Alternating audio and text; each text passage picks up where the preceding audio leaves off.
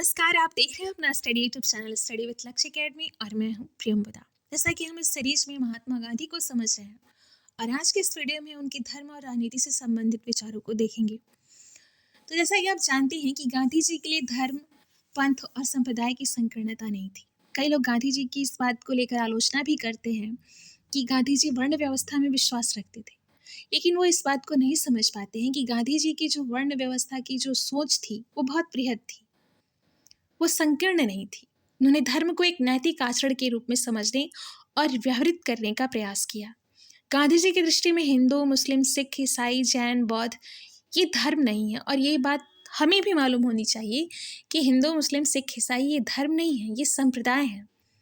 अक्सर कहीं कहीं कुछ किताबों में जो हमारी प्रस्तावना है उसमें लिखा हुआ मिल जाता है कि भारत एक धर्मनिरपेक्ष राष्ट्र है। नहीं, भारत एक पंथ निरपेक्ष राष्ट्र है। धर्म और पंथ के अंतर को समझना बहुत ज़रूरी है। धर्म एक सिर्फ सनातन धर्म है और ये सब इससे निकले हुए पंथ हैं। उनके गांधी जी के अनुसार धर्म तो मानव में अंतर्निहित सत्य की अभिव्यक्ति है। देखिए कितनी सुंदर व्याख्या है धर्म की गांधी जी के द्वारा, और कितनी वृहद व्याख्या है कि जो धर्म है वो मानव के अंदर जो सत्य स्थित है उसी की अभिव्यक्ति है धर्म। परंपरागत वैष्णव धर्मावलंबी गांधी जी थे और इसलिए उनकी जो परवरिश थी उस पर वैष्णव परंपराओं का असर दिखता है। लेकिन ऐसी बातें रूढ़िवादिता या कट्टरता की कोटि में नहीं रखी जा सकती, क्योंकि उनकी परवरिश ही उस तरह के माहौल में हुई थी, तो इसलिए उन पर वैष्णव परंपरा का असर दिखाई देता है। तो ये कोई कट्टरता या रूढ़िवादिता नहीं थी। गांधी अवतारवाद में विश्वास रखते थे। जब देश या लोगों पर कोई प्राकृतिक विपदा आती थी तो इसे वे लोगों की गलतियों का दंड मानते थे। और ऐसा ही है, आज भी हम लोग इतना जलवायु सम्मेलन क्यों कर रहे हैं? क्योंकि हमें मालूम है कि ये जो कुछ भी विपदा आ रही है वो हम जलवायु के साथ, प्रकृति के साथ जो खिलवाड़ कर रहे हैं उसी का परिणाम है। और ऐसा ही गांधी जी भी मानते थे। जब देश या लोगों पर प्राकृतिक आपदा आती थी तो गांधी जी ये उनकी गलतियों का परिणाम मानते थे।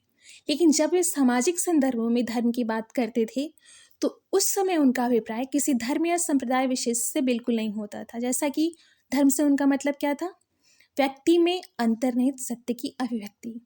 और जब वो सामाजिक स्तर पे इस धर्म की बात करते थे तो उस समय उनका मतलब यही होता था, व्यक्ति में स्थित सत्य की अभिव्यक्ति ही उनका धर्म था।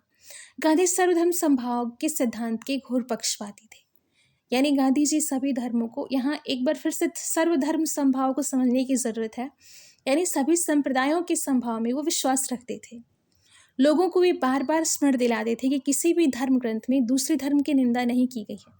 और अगर आप धर्म ग्रंथ पढ़ते होंगे तो आपको भी इस बात की अनुभूति हुई होगी कि किसी भी धर्म में दूसरे धर्म की शिकायत तो बिल्कुल नहीं की गई है। सभी धर्मों का लक्ष्य एक ही है, सोच एक ही है कि अलग अलग ईश्वर सबके हो सकते हैं, लेकिन सोच तो सबकी एक ही है कि दूसरे को समान दृष्टि से देखो, उसके सुख दुख के दिनों में काम आओ, सबको अपनी तरह समझो। कहीं किसी धर्म की निंदा किसी ग्रंथ में नहीं की गई है। भारत जैसे देश के लिए गांधी जी की धर्म संबंधी व्याख्या निस्संदेह एक क्रांतिकारी दृष्टि थी, जिस पर अमल करते हुए धार्मिक विद्वेष और सांप्रदायिकता जैसी समस्या से बचा जा सकता है। और उस समय का माहौल भी यही था। जैसा कि अंग्रेज फूट डालो और राज करो के नीति के तहत काम कर रहे थे। मार्लो मिंटो एक्ट 1932 का सांप्रदायिकता एक्ट आया था। इन सबके द्वारा देश को तोड़ने की कोशिश कर रहे थे, जिसको लेकर गांधी जी बहुत चिंतित थे और इसको लेकर उन्होंने भूख हड़ताल भी की थी। इसके बाद उन्होंने हरिजन सेवक संघ की स्थापना की, हरिजन यात्रा की, जिसके द्वारा वो लोगों को जोड़ सके ताकि अंग्रेज़ों की जो फूट डालो राज करो की नीति थी उसको मतलब तोड़ा जा सके। तो गांधी जी इस बात को लेकर बहुत चिंतित रहते थे कि लोग मतलब उनके धर्म में, संप्रदाय में, जाति में टूटते जा रहे हैं, इसलिए वे सर्वधर्म समभाव में विश्वास रखते थे। देखा जाए तो धर्मनिरपेक्षता का सबसे बड़ा उदाहरण गांधी जी से ही देखने को मिलता है, क्योंकि वो सबको एक भाव से देखते थे। गांधी जी ने धर्म और राजनीति के बीच समन्वय स्थापित किया। गांधी जी इस बात में विश्वास रखते थे कि राजनीति में धर्म का समन्वय होना चाहिए। धर्म विहीन राजनीति को वो बेईमानी मानते थे। यानी अगर राजनीति में धर्म हो तो लोगों में मतलब सही काम करने की प्रेरणा होगी, ऐसा गांधी जी मानते थे। उनके अनुसार धर्म या नैतिकता के अनुरूप किया गया राजनीतिक कृत्य ही वांछनीय है। यदि हम दुश्मन की कठिनाई का राजनीतिक लाभ उठा सकने की स्थिति में हो तब भी हमें ऐसा करने से बचना चाहिए। और यही कारण है कि जब अंग्रेज प्रथम विश्व युद्ध में कठिनाई में थे तो गांधी जी को उस समय एजेंट कहा गया था और उन्होंने मतलब अंग्रेज़ों की बहुत मदद की थी। उस समय अंग्रेज़ भी आश्चर्य थे कि भारत इतनी मदद उनकी क्यों कर रहा है, और गांधी जी ने अंग्रेज़ों के प्रथम विश्व युद्ध में बहुत मदद की थी। हालांकि उन्होंने जो वादे किए थे भारत को स्वतंत्रता देने की, वो सब पूरा नहीं किए। अंग्रेज़ तो थे ही धोखेबाज, लेकिन उनकी यही सोच थी कि अगर आप दुश्मन का लाभ उठाने की स्थिति में भी हों तब भी ना उठाएं। इसी सोच के साथ गांधी जी ने अंग्रेज़ों की मदद विश्व युद्ध के समय की थी। और द्वितीय विश्व युद्ध के समय ब्रिटिश सरकार के विरुद्ध आंदोलन न करना इसका प्रमुख उदाहरण है।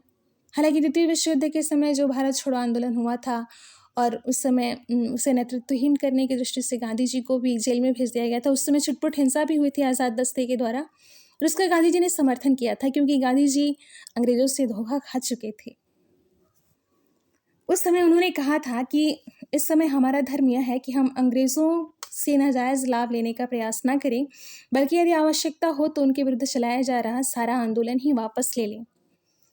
तो प्रथम विश्व युद्ध में तो गांधी जी ने उनकी बहुत मदद की, लेकिन बदले में हमें क्या मिला? रॉलेट एक्ट मिला। फिर असहयोग आंदोलन हुआ, वहाँ चौरी चौरा की घटना हुई। तो अंग्रेज़ धोखेबाज थे और अंग्रेज़ों के सामने सत्य अहिंसा भी सफल हुआ। ये गांधी जी की बहुत बड़ी सफलता थी। और धर्म और राजनीति को लेकर गांधी जी का समन्वय भी लगभग सफल हुआ। तो आज के इस वीडियो में बस इतना ही। कल के हम वीडियो में गांधी जी के राम राज्य और ग्राम स्वराज्य की परिकल्पना को समझेंगे। अभी दीजिए इजाज़त। नमस्कार, धन्यवाद।